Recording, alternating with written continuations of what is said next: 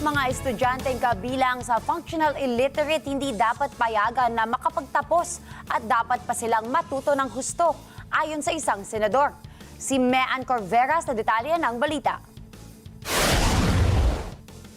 Mahigpit na pinababantayan ng chairman ng Senate Committee on Basic Education sa Department of Education ang mga estudyanteng kabilang sa functional illiterate o marunong bumasa at sumulat pero kulang sa comprehension o hindi nauunawaan ang binabasang simpleng kwento. Ayon kay Senador Sherwin Gatchalian na chairman ng komite, hindi sila dapat payagan na makapagtapos at dapat pa silang matuto ng husto. Nababahala ang senador sa resulta ng survey ng Philippine Statistics Authority mula 2018 hanggang 2024 na abot na sa 18.9 milyong mga kabataan na nagtapos ng high school ang may problema sa reading comprehension.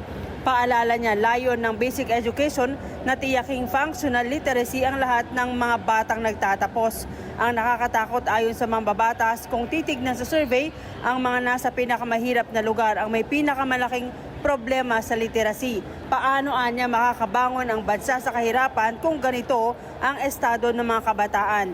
Lumilitaw naman na sa mga lalawigan ang may pinakamaraming basic illiterate ay sa Tawi-Tawi, kasunod ang Davao Occidental, Northern Samar, Sarangani, Lanao del Sur, Zamboanga del Sur, Western Samar, Sultan Kudarat at Maguindanao del Sur. Mean Corvera para sa Mata ng Agila, matatag, matapang, matapat.